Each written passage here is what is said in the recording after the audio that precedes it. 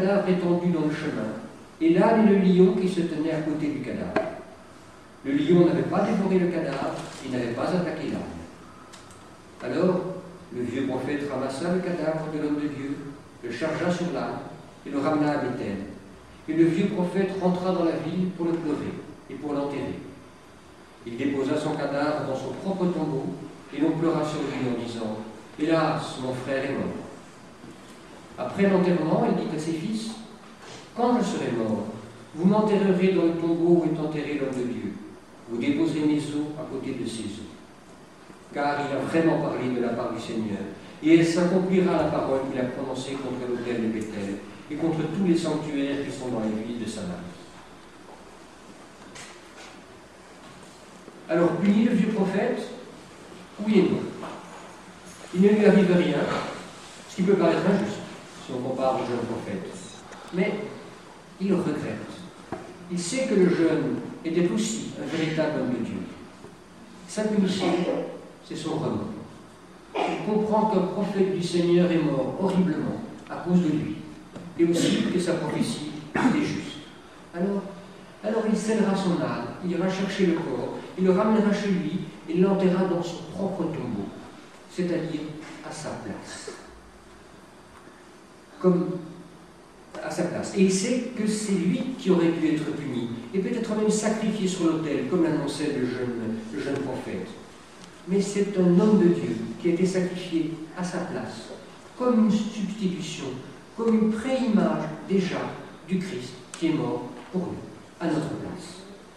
Et là, soudain, se profile Noël et la croix du Christ qui est déjà pour nous dans Noël. Car c'est quand même un homme de bien, l'homme de Dieu, qui a été sacrifié alors qu'il répondait à l'appel de Dieu. Être prophète, c'est un peu dangereux. Être pasteur, être chrétien simplement, c'est un peu dangereux, en tout cas exigeant, parce qu'il nous veut tout entier. Et la leçon finale que je voudrais retenir de cet étrange et troublant épisode, c'est celle-ci.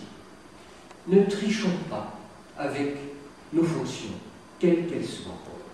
Si nous sommes prophètes, si nous sommes pasteurs, si nous sommes conseillers ou quoi que ce soit d'autre, si nous sommes chrétiens tout simplement, quelle que soit notre fonction, religieuse ou civile, elle est pour Dieu et pas pour nous.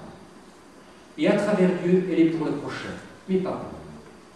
C'est un tel privilège, un tel honneur, une telle chance extraordinaire de travailler pour Dieu et pour son règne, qu'on va forcément s'y consacrer tout entier, avec enthousiasme, qu'on va ne se consacrer qu'à lui, avec reconnaissance, en renonçant, le cœur léger, à travailler pour soi-même, comme l'a fait l'autre Esther, celle de la Bible, dont tu sais que c'est un de mes personnages préférés dans l'Écriture. Elle qui a tout donné et tout risqué. Oui, si nous nous engageons, ici ou ailleurs, totalement, sans regarder en arrière, sans calculer le coût, sans vouloir embrasser notre famille, sans vouloir enterrer nos regrets, sans vouloir enterrer nos morts, c'est s'engager tout entier et découvrir le bonheur de servir Dieu, y vivre le bonheur de servir le Christ et l'Évangile, parce que Dieu, lui, tient ses promesses. C'est la formidable invitation de Noël. C'est la formidable invitation qui t'est faite, Esther. Alors à toi et à nous tous, la joie de la vivre. Amen.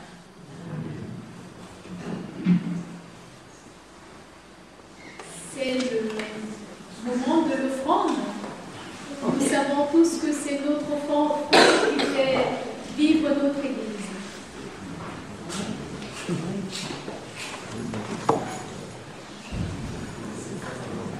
Nous allons chanter le 751.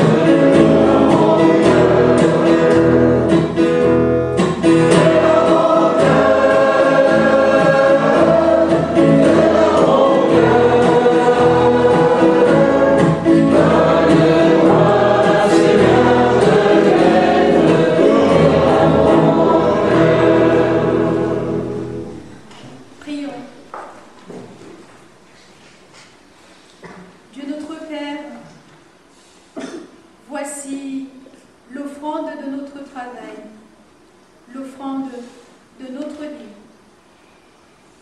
Nous te l'apportons avec humilité. Nous te prions, Dieu notre Père, de l'accepter. Amen.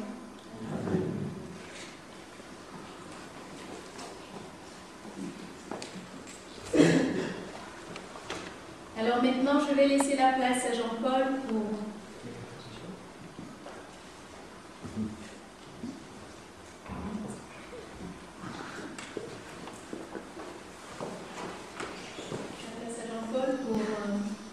procéder à cet accueil.